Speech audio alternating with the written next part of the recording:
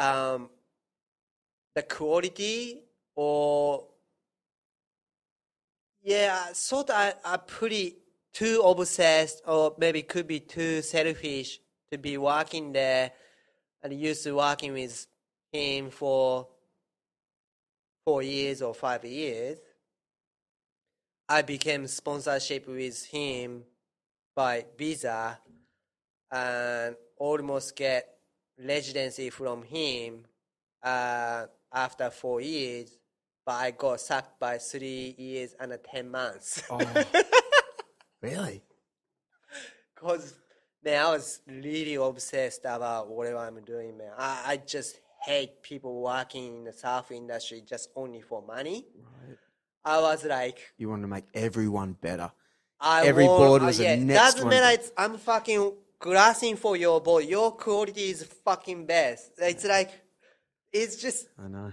Right, you know? Excellent, it's really obsessed about quality thing. Yeah. And I always wanted to be fucking make thing is better than anybody else. And I guess that was maybe too much for them. Right, So okay.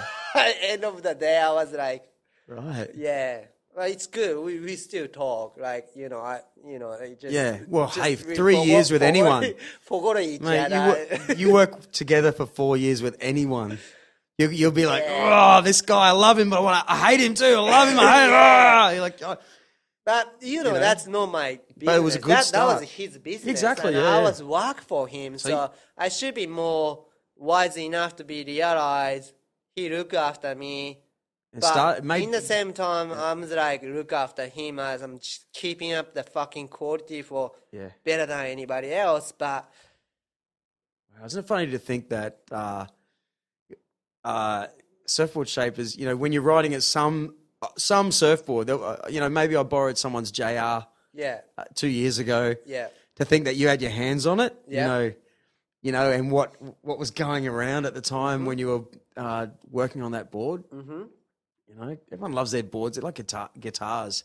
Yes, it is. Even when you break one up, you can't throw it away. It's like, I'll do anything not to throw my old crappy surfboards away until they are just completely gone. Like, nah. And I don't even want to throw it away then. They'll stay in the corner of the shed forever.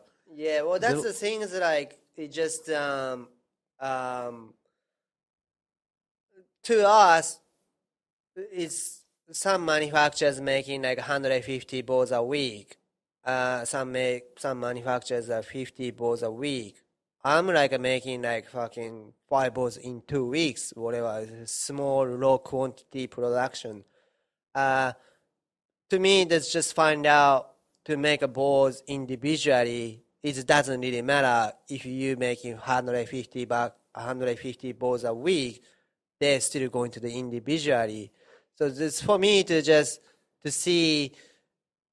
It's just every person have a personal attached to it with me or with whoever you order the board. Yeah.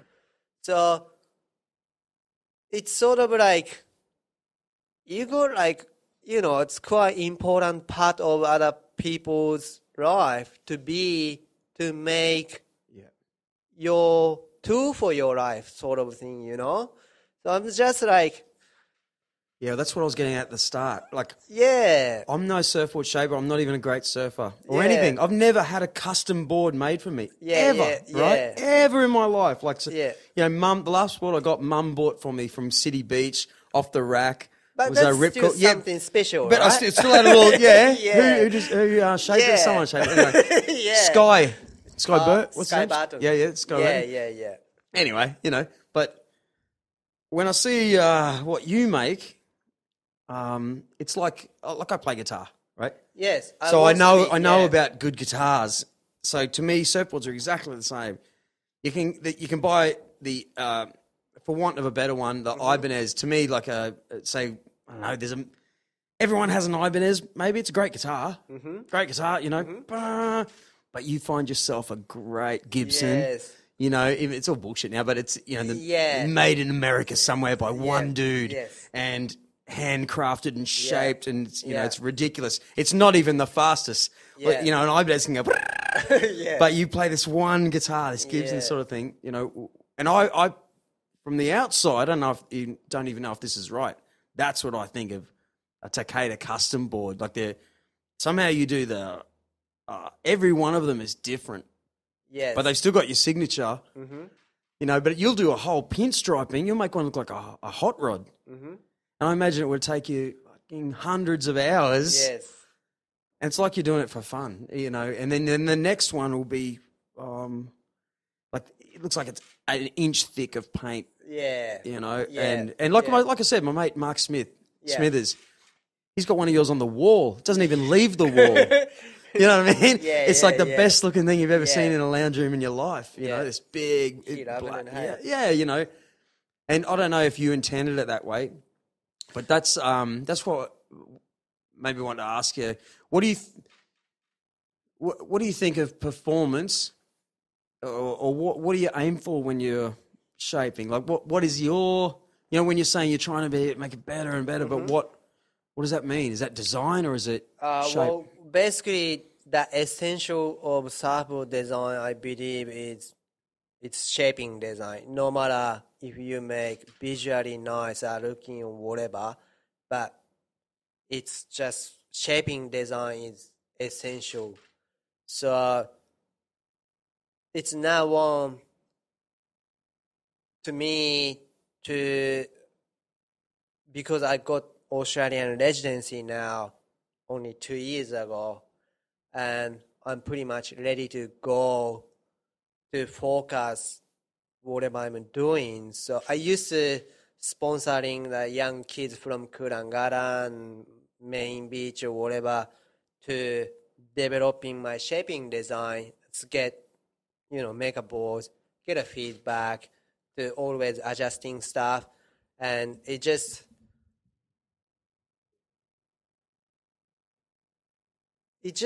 exciting stuff at the moment because I'm ready. I'm ready. It's compared to like 2-3 years ago. I had student visa. I had to go to the school. I had to pay to the school, and I had to spend time to the school. But now on, all my time is for all my business. So it's finally I feel I'm on the start line to compare to other Australian people. So I'm pretty exciting myself to just how that thing is going. I used to doing it when I was student, when I was fucking English school student, Yeah. But now, man, I got a fucking time. I got a, Do you have a good list of, what's your orders like? Do you have a lot of customers? Not a lot, but it's always there. Fortunately, yeah, something always people not like get 20 orders a week, but still like, maybe two order a week or That's whatever. perfect though, right? Yeah, well, because you know who I had in here to talk on this thing is Tony Dempsey. So Dempsey Shapes from Burleigh, like what's his name? he started in the 60s. Yes, and he was instrumental in the time when they first started making short boards. Yeah, like the Americans were bringing over long timber boards, and that was right here on the coast where they started to reshape and make small or purpose-built boards for different waves. Yeah. And so he's been at it for so many years, mate, like 40 years as a business of shaping. Mm-hmm. He just closed his shop. It's tearing him up inside. Oh, really? Yeah, but I can see what 40 years of doing it. He actually has staff I'm making it up now, I think. But imagine that 40 years of like you'll go through two boards a week. If I get orders for 6, that means I'll need another shaper over here. Oh, hang on a minute, I'm so popular now. I've got 20 orders a week. Now it's a real business, and so fast forward 30 years. Yeah. You're kind of like, what am I doing this for? Like, you actually end up, going to the bank more than actually with your hands on the product and. Yes. Would you say that you were in a good moment right now? it's a good moment, and it's not going to be very success business to be making millionaire sort of like a business, right? It's like, for example, if you go like fucking 1 week or 2 week off in the holiday, that time you have no fucking income. When you back to the holiday, you still have to make up 1 to 2 weeks to working, to catching up, to start making money sort of thing. Yeah. So it's for me at the moment, I've been working at that little shed, little factory over there for the last 5-6 years. And then now I'm sort of like looking for to buy bigger shed to make it better product. Buy even? Yeah. And then, and better, maybe I used to teach. I had an apprentice working in my shed, but sort of like my shed was too small to working a few people inside. So now sort of like I'm thinking just make it better place. It's sort of like my second gear. Success to be comfortable working place to make it better product with, or maybe if I can, working with a few people together to make solid production line to like growing up sort of like a more Australian product sort of thing, like just I don't think because I'm Japanese that's why I'm making good products sort of thing. I don't think so. It just how's your mental and how much you have a patience and how you growing up to became good craftsmen and and I think young Australian kids I've been teaching and then they got very good patience. They're pretty keen to learn, and I really want to. I'm never really like because he's a Japanese or he's an Australian or that both came from China. Not like that. I really want to, because I'm living on the Gold Coast and I'm living on Australia. I want to make best product in the world to, what are we doing? That's right. Just sort of like a young generation forget the value of the people make handcrafting and you know what I mean? I do. Yeah, how to describe, but... Well, see, but there is a lot of Japanese in that though.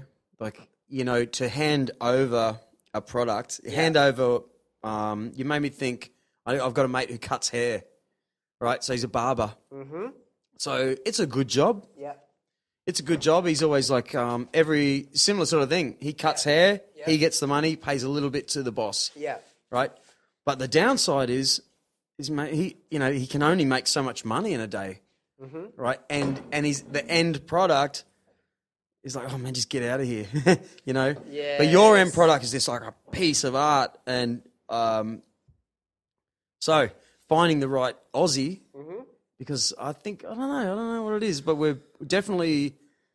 want to just can't wait to go home, or it's the weekend's coming. Fuck this place, you have to find an obsessed, and not to say that there aren't obsessed people everywhere in the world. Yeah, do you have a girl? Girlfriend? I have a girlfriend now. Yeah? I used to married. Oh, wow. There's another podcast. Sorry. Yeah? Yeah, I used to marry Poppy. In Australia? Yeah, she was Aussie girl? Australian girl. Right. Poppy, she was Australian. On Facebook? I remember. Yeah. Wow. Yeah. Well, we still hang out. We're still best friend, but sort of like, just we decided to be having separate life, but she's going okay. I'm going okay. She's got a boyfriend. I got a girlfriend now. Right. Were you hooked on working? What do you mean? Love work. I love work, mate. I love it. I found a thing that I love doing. Mm-hmm. What about you, Matt G? You're always taking photos, right? I love it. It's good having your lady. Yeah.